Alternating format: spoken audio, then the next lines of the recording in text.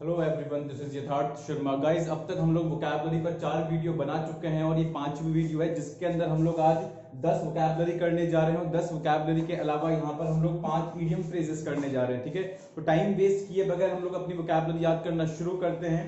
तो जो हमारी फर्स्ट वोकैबुलरी है वो है हम लोगों की स्मग, SMUG। स्मग, स्मग का मतलब होता है सेटिस्फाइड, मतलब संतुष्ट। क्लियर। अब देखिए, देखो एक वर्ड और होता है जिसका मतलब संतुष्ट होता है, और वो वर्ड क्या होता है? वो वर्ड होता है कंटेंट, CONTENT। वो वर्ड क्या होता है? कंटेंट। और कंटेंट का मतलब, अगर ये एक नाउन वर्ड है तो ये क्या मतलब होता है? इसका मतलब होता है संतुष्ट। ठीक है, तो आप लोग इस वर्ड को भी याद रखेंगे।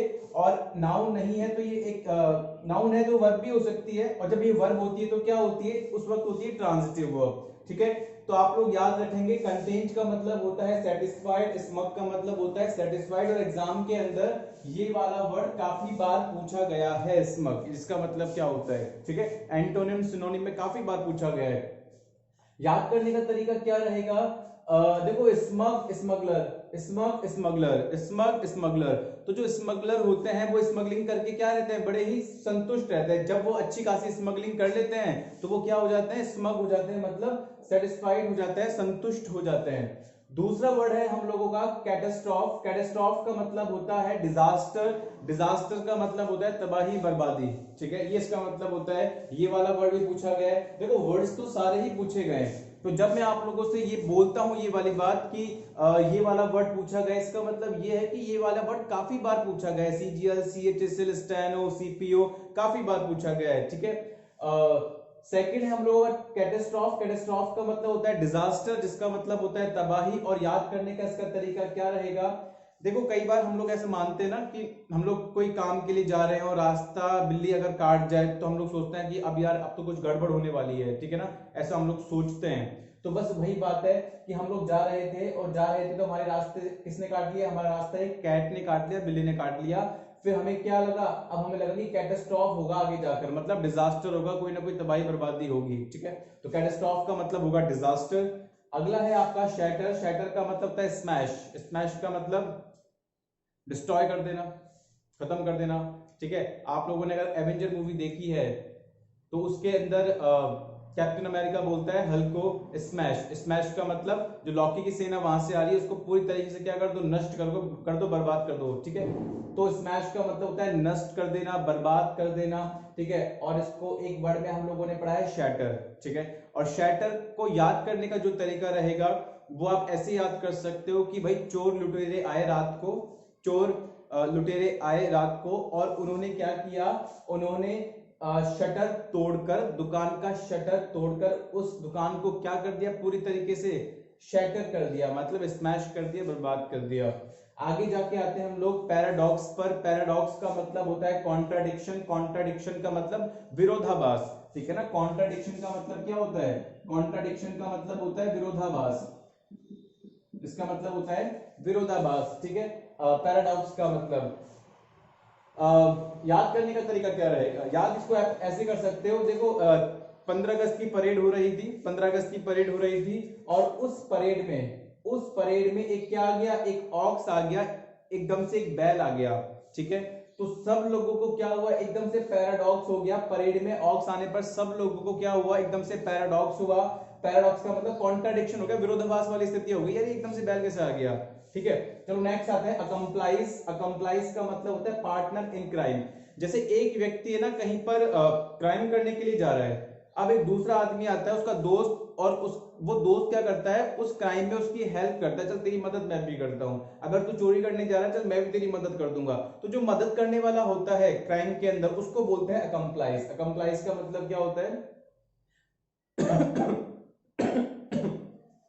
अकम्प्लाइज का मतलब होता है पार्टनर इन क्राइम। ठीक है ना, और एक चीज इंपॉर्टेंट है इसके अंदर। वो इंपॉर्टेंट चीज क्या है कि आपके सामने कभी भी अकम्प्लाइज वर्ड अगर आता है, ठीक है, जब भी अकम्प्लाइज वर्ड आता है और इसके साथ में अगर कोई प्रीपोजिशन रखनी होती है तो एक फिक्स प्रीपोजिशन होती है विद। इसके साथ में हमेशा किसका इस्तेमाल करते हैं? विद का इस्तेमाल करते हैं। गाइस, काफी बार पूछा गया क्वेश्चन है प्रीपोजिशन के लिहाज से। ठीक है, तो आप लोग इसको याद करेंगे कि अकम्प्लाइज के बाद किसका इस्तेमाल करते हैं? हम लोग विद का इस्तेमाल करते हैं। नेक्स्ट है, अच्छा इसको याद कैसे करेंगे? इसको याद कैसे करेंगे?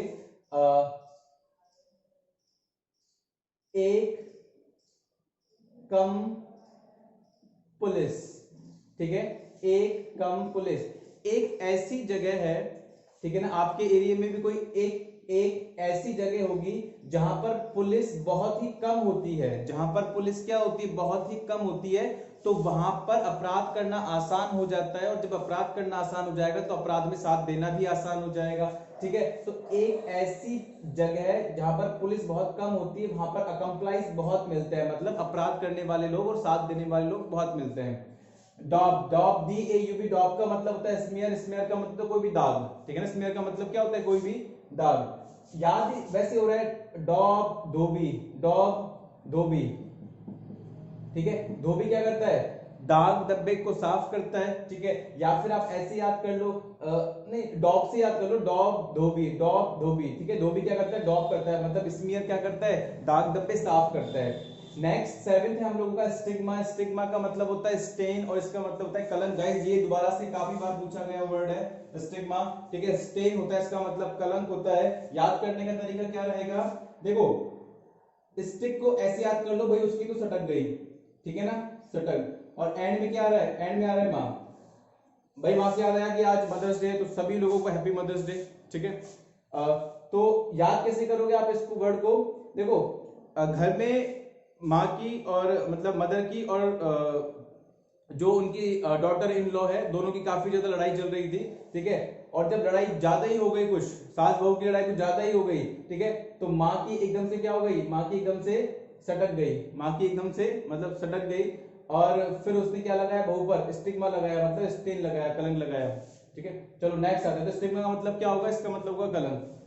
विजन का मतलब होता है विदर्ड, विदर्ड का मतलब होता है मुरझाना। जैसे मान लो एक पौधा है, वो पौधा क्या हो गया, मुरझा गया, मान लो ज्यादा धूप में रख दिया तो मुरझा गया, या कई बार ऐसा होता है ना, पौधे के ऊपर कई बार कुछ वजन रख देते हैं हम लोग, उस वजन के कारण भी वो मुड़ जाता है, मुरझा जाता है, तो इसको हम लोग याद भी ऐसे ही करेंगे। विजन का मतलब होता है विदर्ड, विदर्ड का मतलब मुरझा जाना। याद कैसे करेंगे, उस पौधे पर हम लोगों ने काफी ज्यादा वजन रख दिया, एक पौधे पर हम लोगों ने काफी ज्यादा क्या रख दिया, काफी ज्यादा वजन रख दिया, और वजन रखने से वो क्या हो गया, विजन हो गया, मतलब मुरझा गया। एक पौधा था, बहुत ज्यादा वजन उसके पर रख गया, तो वो क्या हो गया, बेचारा मुरझा गया। नेक्स्ट आपका कोवेटस, कोवेटस का मतलब होता है ग्रीडी, लालची, ये इसका मतलब होता है लालच, ये इसका मतलब होता है लालची, कोवेटस का मतलब। और लास्ट है आपका हम्बग, हम्बग का मतलब होता है किसी को चीट करना, किसी को धोखा देना, ठीक है ना, किसी को धोखा देना, किसी को चीट करना, वादा करके आप पीछे हट जाओ, दैट इज चीट, हम्बग। याद करने का तरीका, हम भग, ठीक है, हम और बाद में है भाग जाना।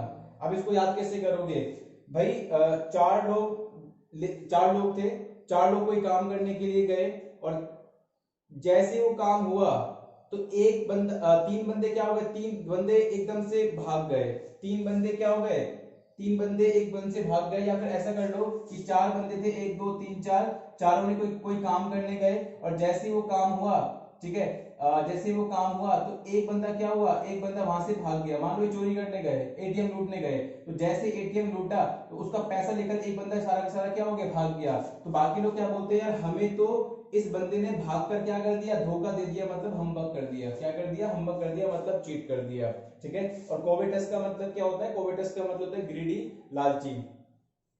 अब देखो इडियम फ्रेज पर आते हैं हम लोग। इडियम फ्रेज में चार आज हम लोग याद करने वाले हैं, और पहला है हमारा to be all legs. To be all legs का मतलब होता है बहुत ज्यादा लंबा और पतला जो आदमी होता है। कुछ लोग होते हैं ना बहुत ज्यादा लंबे होते हैं, और जब लंबे होते हैं तो पतले भी हो जाते हैं, तो बहुत लंबे और पतले आदमी के लिए किसका इस्तेमाल करते हैं इडियम फ्रेज में, टू बी ऑल लैग्स। मतलब कि यार ये आदमी तो ऐसा ही है, इसकी तो पूरी ऑल लैग्स, पूरी पूरी टांगे ही दिखती हैं, मतलब इतनी लंबी लंबी टांगे हैं इसकी। और जैसे अमिताभ बच्चन हो गया, देखो लंबा भी है पतला भी, टांगे कितनी लंबी लंबी है, तो बस अमिताभ बच्चन से याद कर लो, टू बी ऑल लैग्स का मतलब पतला और लंबा आदमी। Make away with, make away with का मतलब होता है स्टील कर देना, चोरी करना, ठीक है। अब इसको भी याद करना है हम लोगों को, मेक अवे विद को चोरी करना होता है। मेक का मतलब बनाना होता है, अवे का मतलब गो अवे मतलब दूर जाना होता है, ठीक है। तो एक व्यक्ति ने बहुत सारा, विद का मतलब साथ होता है, तो इसको भी आप ऐसे याद कर लो, ठीक है ना, इसको भी आप ऐसे याद कर लो कि मेक मतलब बनाना। चार लोग थे, चार लोगों ने कुछ चोरी करके एटीएम लूट के बहुत सारा पैसा बनाया, ठीक है। और फिर क्या हो गया, वहां से वो अवे मतलब चले गए, सभी लोग साथ साथ में वहां से पैसा कर बनाकर चले गए, मतलब मेक अवे विद, क्या कर दिया उन्होंने, एटीएम से पैसा चोरी कर लिया। अगला है आपका fight shy of. Fight shy of का मतलब होता है किसी को अवॉइड करना, किसी को नकार देना, किसी को नजरअंदाज करना, ठीक है ना, ये होता है फाइट शाय ऑफ का मतलब। अब याद इसको कैसे करेंगे, याद करने का तरीका देखो क्या है। फाइट का मतलब लड़ना होता है, शाय को सही से याद कर लो, शाय को किससे याद कर लो, सही से याद कर लो, या फिर शाय को शाय ही रहने दो, शाय को शाय ही रहने दो और ऐसे याद कर लो कि फाइट का मतलब, या जहां पर भी लड़ाई झगड़ा होता है, फाइट होता है, तो वो बहुत ही शर्माता है लड़ाई झगड़ा करने से, बहुत शाय नेचर का है, तो वो जल्दी से लड़ाई वड़ाई नहीं करता है, तो इसीलिए वो क्या करता है, फाइट को, वो shy person fight shy of करता है, मतलब अवॉइड कर देता है। वो शाय पर्सन फाइट को क्या कर देता है, शाय ऑफ कर देता है, मतलब अवॉइड कर देता है, नकार देता है, नजरअंदाज, चलो छोड़ो यार। 14 है आपका गो हे वायर। गो हे वायर का मतलब होता है बिकम आउट ऑफ कंट्रोल, नियंत्रण से बाहर हो जाना, ठीक है। बिकम आउट ऑफ कंट्रोल मतलब नियंत्रण से बाहर हो जाना, ये इसका मतलब होता है गो हे वायर का मतलब। गो मतलब जाना, ठीक है, इसको आप हे से याद कर लो, और फिर यहां पर देखो वायर, वायर से याद करो।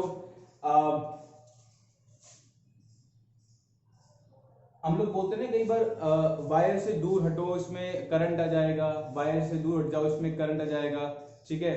तो इसको भी ऐसे याद कर सकते हो आप लोग कि दोस्त बोलता है हे भगवान तू इस वायर से क्या हो जा, दूर हट जा, वो मतलब चला जाए यहां से, नहीं तो अगर करंट लग गया तो सिचुएशन क्या हो जाएगी, आउट ऑफ कंट्रोल हो जाएगी, ठीक है ना, सिचुएशन आउट ऑफ कंट्रोल हो जाएगी, हम तेरे को नहीं बचा पाएंगे। दोस्त बोलता है हे भगवान तू वायर से दूर, मतलब गो मतलब चला जा, इस वायर से दूर चला जा, बट अदरवाइज सिचुएशन कैसी हो जाएगी, गो हे वायर हो जाएगी, बिकम आउट ऑफ कंट्रोल, नियंत्रण से बाहर हो जाएगी, फिर हम तेरे को नहीं बचा पाएंगे।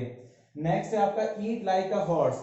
ईट लाइक अ हॉर्स, घोड़े की तरह खाना। घोड़े की तरह खाना मतलब ईट अ लॉट, घोड़ा आप लोग जानते हैं कि बड़ा पावरफुल होता है, उसको ज्यादा खाने की जरूरत होती है, चने की दाल वगैरह सारी चीजें उसको स्ट्रॉन्ग बनाने के लिए, तो एक हॉर्स की तरह खाना, एक घोड़े की तरह खाना मतलब ईट अ लॉट, बहुत सारा खाना, ठीक है ना। तो गाइस इस तरीके से हम लोगों ने यहाँ पर 10 वोकैबुलरी याद की है और 5 इडियम फ्रेज याद किए। आई होप आप लोगों को समझ में आ गया होगा। तो आप इनको रिवाइज कीजिए, पुरानी वीडियोस देखिए, लाइक करो, शेयर करो एंड सब्सक्राइब करो। तो आज की वीडियो फिर हम लोग यहीं खत्म करते, तो bye bye everyone, take care, मिलते हैं नेक्स्ट वीडियो के साथ में।